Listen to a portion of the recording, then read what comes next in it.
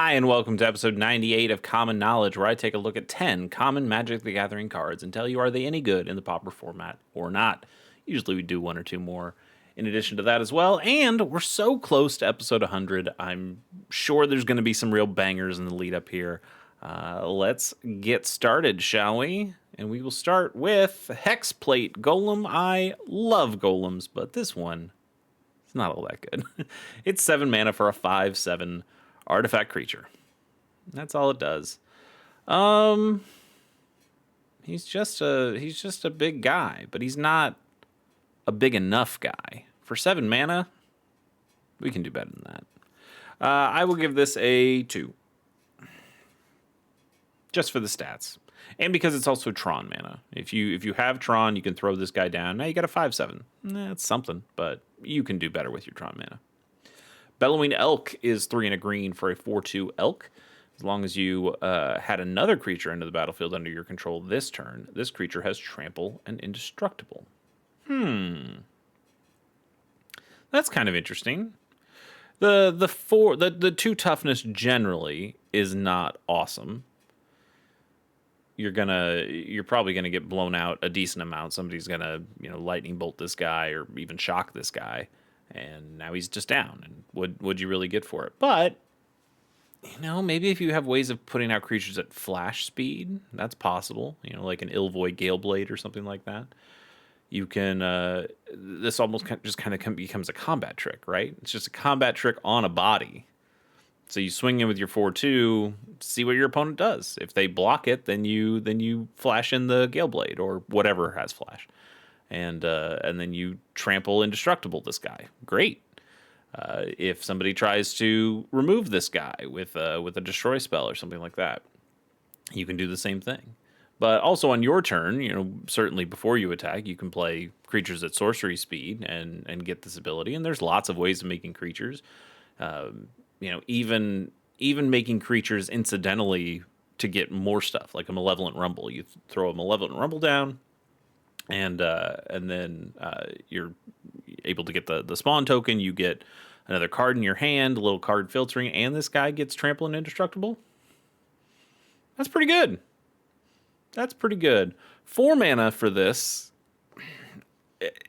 is both a little too much and kind of just right for what this is doing. If it gave it a little pump too, so if you put multiple creatures down on the table and were able to get a little bit more benefit for this, I think that would push this way over the top. But it would also probably make it too good. Still, I kind of like the guy. I really kind of do. I'm going to give him a 3.5. No, I'm going to give him better than that. I'm going to give him a 3.7. I think he's cool. Undertaker. Oh, I love Undertaker. Undertaker's so good, and it really doesn't cost that much. Undertaker is 1 and a black for a 1/1 human spell shaper. You can pay a black, tap it, and discard a card to return target creature card from your graveyard to your hand. In Pauper, it does stuff for sure. This could work in a Madness deck, I suppose. How many big impactful creatures do you really need to get back from your graveyard in that deck? I don't really know. But let's say you have a Troll of Khazad-dûm, or you have an Oliphant, and you've discarded those, you've cycled those to go get the lands. Now you can discard a different card and bring those things back, and maybe get the Madness value off of discarding something. That's kind of cool. This is also really good in Commander, as you might imagine. There's actually an enchantment that got way... I forgot what the enchantment's called, but it basically does this too. And I think you have to discard a creature card specifically, or maybe you...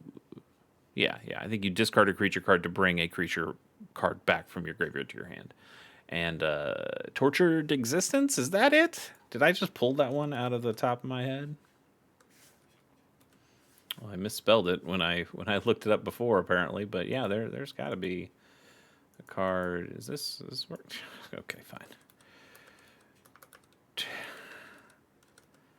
Who knew typing on the internet would be so difficult? Yes, Tortured Existence is the card I was thinking of, and it's also in Pauper. I didn't know that. But you see how this card is $4 plus? It didn't used to be. But you discard a creature card, return target creature card from your graveyard to your hand. And this, you don't have to tap, so you can do this multiple times a turn. So if you have things that matter when a card goes to the graveyard, or if you have something, the Insidious Roots commander kind of decks love something like this too, where they can just keep using all the black mana they have to keep cycling creature cards in and out of the graveyard, and now they're getting all those plant tokens. You can do some really nasty things with that.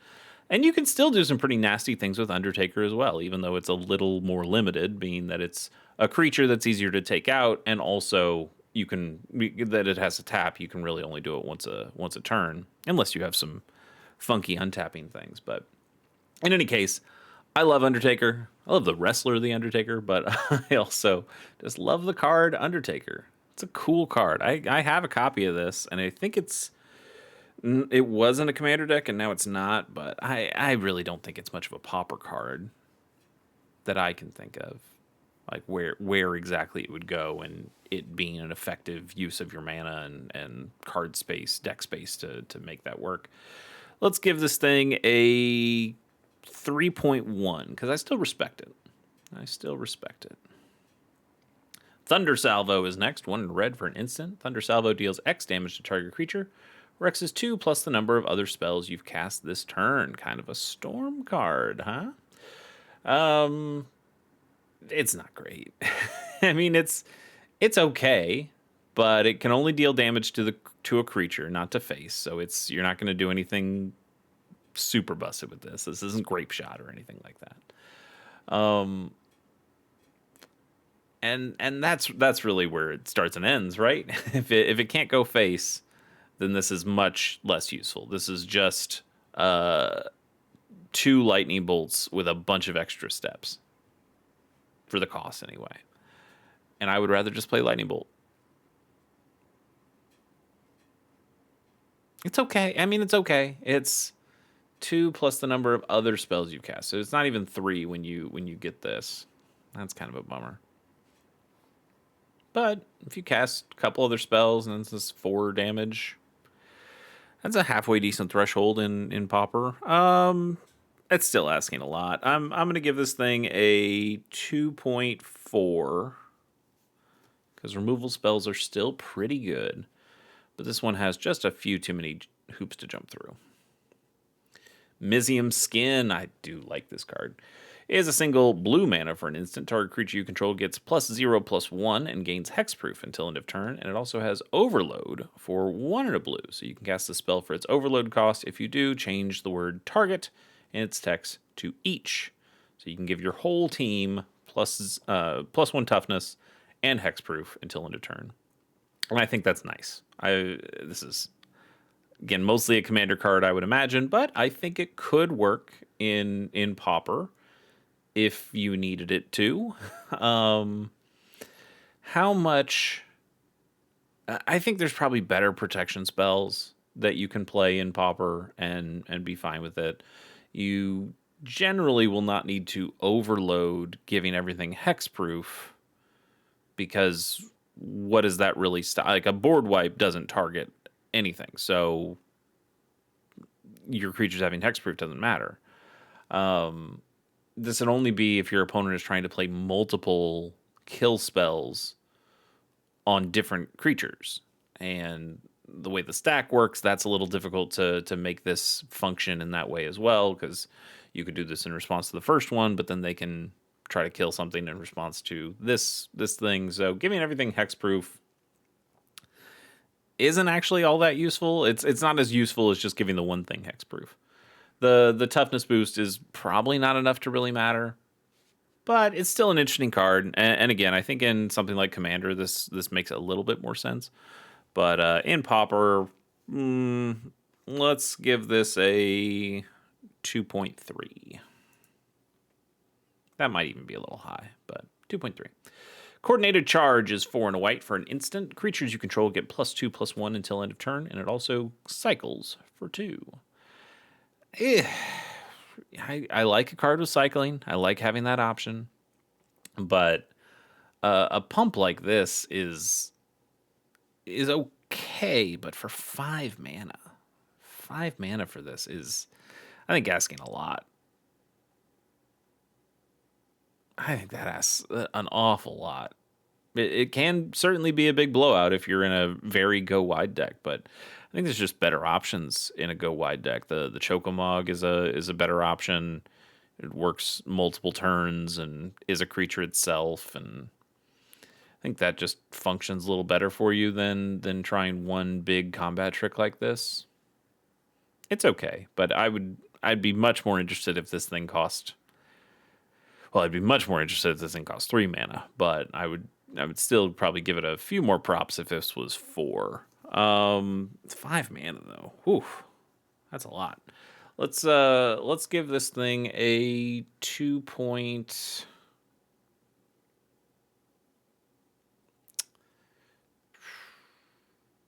I think it's better than the Mizium skin, if that helps you. Let's give this a 2.6. Shoe Farmer, we just had Shoe Farmer, and that makes me so sad that we cannot talk about a Portal 3 Kingdoms card again, even though I really, really like it. Let's keep going. Blanchwood Treefolk is a Dieter Lizzie card. Hey, like Dieter Lizzie. It's 4 and a green for a 4/5 Treefolk. That's all it is.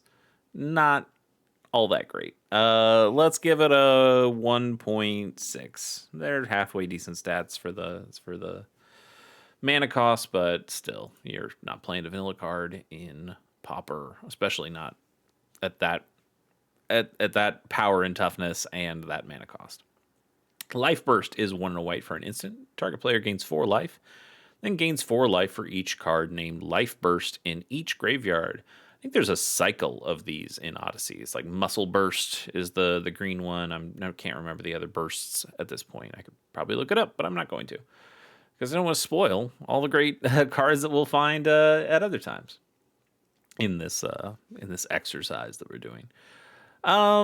This is probably not a very good one. 4 life for 2 mana is okay, but we can get that on a body these days in white. So that part's not amazing. Instant speed though, that matters a little bit. And then also it is cool that it benefits you more or encourages you to deck build in a way that you go all in on something like this. And now you can potentially, and it says each graveyard, so I guess your opponent could play these too, but they're not. This is probably really fun in a limited format for Odyssey, but let's say you're playing 4 copies of these and you have 3 of them in the graveyard. You already casted 3 of these things and you cast a 4th one, so you get 16 life. That's pretty good.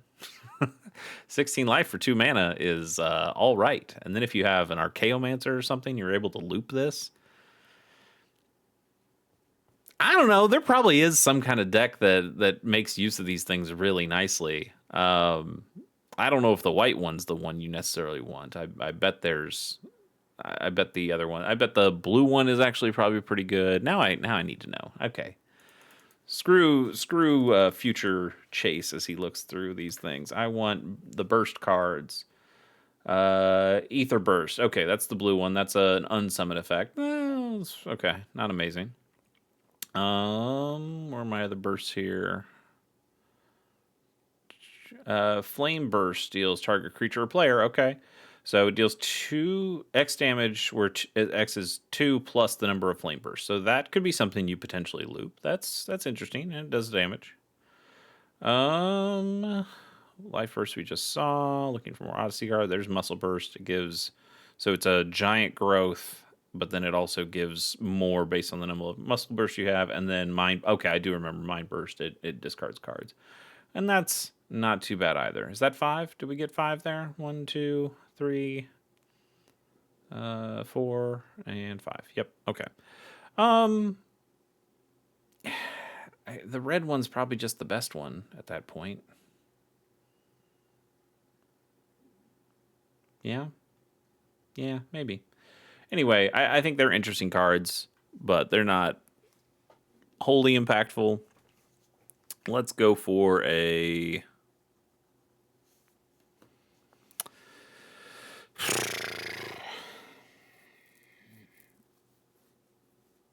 I'm gonna give it a 2.5.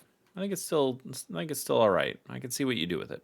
Second breakfast is 2 and a white for an instant. Up to 2 target creatures each get +1 or +2/+1 until end of turn, and you create a food token. I like this a lot more than the coordinated charge or whatever we saw before. You know, it's just 2 creatures, so it's not your whole team, but they still get that same boost, and you get a food token. That's pretty good, and it's only 3 mana. I think this is much better than the coordinated charge. If that's coordinated something, whatever it was called. Um, what do you? I still don't think this is something you necessarily play all that much. Maybe in a deck that is using foods, more like a Cauldron Familiar kind of deck. Those decks aren't usually running a whole lot of white, but I don't know. Maybe you could make a version work like that. I'm gonna go for something like a. I'm gonna give it a 3.1. That sounds maybe a little high, but I kind of like it. Aven Skirmisher is a single white mana for a 1/1 bird warrior that flies. That's all it does. But 1/1 flyers, you know, in white. In white, I think you can do better than this, right? Isn't there like an angel that is kind of like this? God, how do I even look that up? I'm not going to look that up. We'll see it eventually. Yeah, yeah. I mean, it's just a 1/1 bird for one. Those aren't bad. I mean, okay, hang on. Like Healer's Hawk. That's what am I saying? Healer's Hawk is just this, but with lifelink, and that's you play those instead, and you don't even really play those. We just have better flyers in blue, especially because you get into the fairy stuff. But in even in white, you've got plenty of options available to you. I will give this a I'll still give it a 2. It is a flyer. That matters. That evasion is nice, and potential blocking of other opponents' flying stuff. So, you know, you get a flyer down for 1, but there's just better ways of doing that. Champion of Arashin is 3 and a white for a 3/2 dog warrior that has lifelink. A little expensive. You know, where do you play this? You'd think about like a Cawgates deck, something that's really boosting a bunch of power so you can get the benefits of lifelink, but those decks have their lifelinkers already. They've got the cats, the sacred cats, and then they've got the outlaw medics, and those cost 1 and 2 mana respectively, and this costs 4. That's a lot. That's a lot of mana to get something like this on the table. So yeah, I don't think this is all that useful in most decks that you're thinking of. Let's go with a like a 1.5. I really don't like it. The stats are really not good for the mana cost, and the lifelink is nice, but you know, if he gets picked off before he's able to attack, then or block, then you didn't get the life. You just paid all the mana. Let's do a bonus card and then get out of here. How does that sound? Crime Stopper Sprite is 2 and a blue for a 2/2 fairy detective. As an additional cost to cast this spell, you may collect evidence 6. Collecting evidence means exile cards with total mana value 6 or greater from your graveyard because this has evidence 6. Collect evidence 6. It flies, and when this creature enters, tap target creature. If evidence was collected, put a stun counter on it. Not great. Costs a lot. You know, does it go in the fairies deck? Absolutely not. Costs way too much for the fairies deck. And sure, it can potentially stun something, but that's not all that great either. You know, do you put this in terror because you'll have the cards in the graveyard that you can use for the evidence? No, because you want to keep those instants and sorceries, that mana cost stuff in the graveyard so you can play your big snakes out. Now, if you did happen to mill one of your big snakes, not that you will like that, but it pays for the evidence of this guy. I guess that's something. Maybe if this guy had flash, we could have a bit more of a conversation, but yeah, I don't particularly like this. I'm gonna give it a 1.8. Why don't we do one more bonus card? I'm feeling fun. Prying Eyes is 4 in double blue for an instant. Draw 4 cards, then discard 2 cards. It is instant speed, but it is also 6 whole mana. And you only get 2 cards at the end of the day. Yeah, you get to filter, but Lorien Revealed is 5 mana, and it draws you 3. And you get to keep all of them. And it can be used in the early game to cycle. That's just a better card. Let's go ahead and give this a... it does draw cards at instant speed. That's not nothing. Let's go for a 2.2. And now we will call it a day. We will see you next time for episode 99. And then 100, baby. It'll be fun. See you then.